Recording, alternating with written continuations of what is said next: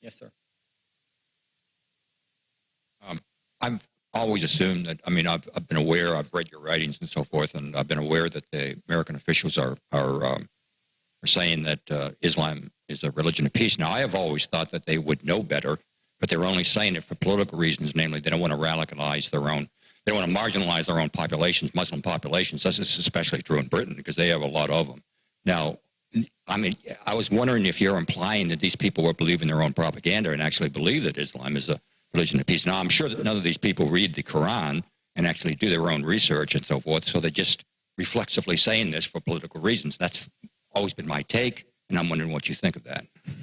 Well, as I said at the beginning of my remarks, if I put them in my shoes back in 1993 when I first got involved in this, I believed it because I wanted to believe it, and because I didn't have a lot of information until I rolled up my sleeves and learned.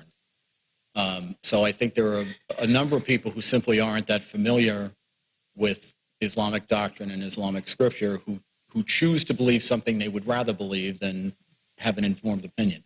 But let's stick with people who have an informed opinion, because hopefully that's most of our policymakers.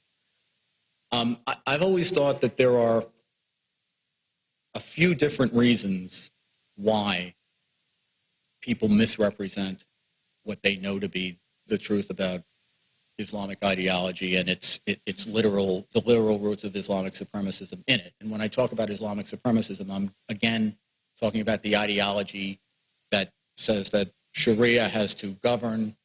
Sharia is deemed in this ideology to be the necessary precondition to Islamizing a society. So that's the goal.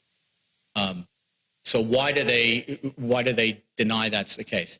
I think with respect to some, they are under the good faith, but I think simply wrong, delusionally wrong idea that if we acknowledge the connection between Islamic scripture and violence, then we will be seen as being at war with all Muslims, and that's an unacceptable outcome.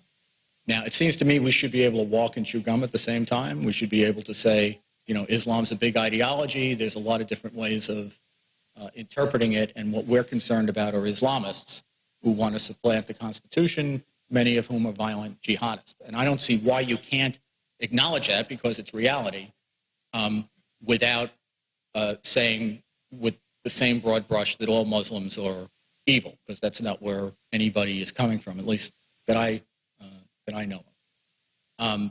So I think those people are simply wrong. Then I think there are others who, for example, want to embrace and engage outfits like the Muslim Brotherhood and even the Republic of the government in Tehran on the theory, which I think is misguided and another one of those theories that's forever chasing after evidence to prove the truth of it, that if you take people who are comparatively moderate, and the only way you could find the Muslim Brotherhood to be moderate is if you compare it to ISIS. I mean, otherwise they're quite radical. But the idea would be if you treat people like regular actors, they will somehow become regular, rational political actors. So if we cultivate the Muslim Brotherhood, it will become a progressive force in Islam, even if it isn't one so much now. And if you treat the Islamic government in Iran as if it were a normal, rational government, and you bring it and give it a seat at the table, it will become a normal, rational government over time. I think they believe that in good faith. I think it's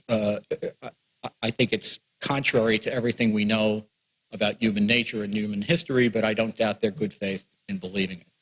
And then finally, I think there's a cynical political aspect to this as well.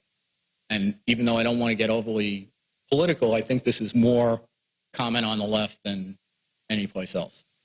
And that is that if you deny that Islamic ideology, and in particular Islamic supremacist ideology, is the cause of terrorism, then, well, something has to cause it. So what do you fill that blank in with? And it turns out in this cynical corner, what they fill the blank in with is Israel or military commissions or detention without trial or I've even seen global warming blamed for terrorism. But the point is that it's a powerful rhetorical tool to say that the things that you are against politically as a matter of policy are not only bad, but actually are the cause of mass murder attacks. And I don't think anybody really believes such nonsense, but they do say it. President Obama is saying yesterday that, Guantanamo Bay, having it open, causes terrorism. It drives terrorist recruitment. That's the most preposterous argument that you could conceivably make. He's been making it since his first day in office. I will tell you, for example, I prosecuted the guy, as I've just described, who got the nice civilian trial with the grade A due process and then got sent to every nice prison facility, the civilian prisons, not bad Bush's gulag at Guantanamo Bay, the nice, pristine federal prisons.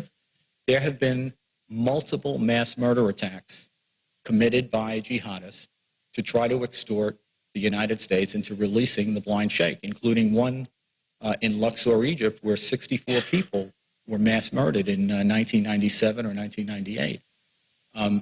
Anybody with common sense who looks at this problem understands that even Americans don't know by and large, don't know the constitutional niceties that divide the people who have been prosecuted under the due process standards of civilian justice versus the laws of war and military proceedings. If Americans don't know that, why on earth would we think the people we're trying to influence overseas would know that? They don't care where we detain terrorists. They care that we detain terrorists. And it doesn't make any difference to them whether it's Guantanamo Bay or any place else. That doesn't mean that the things they object to will not be used pretextually to justify their atrocities, but I think we should remain mindful of the fact that what's driving the atrocities is their ideology, not the pretexts. Sir. Thank you very much for an enlightening presentation.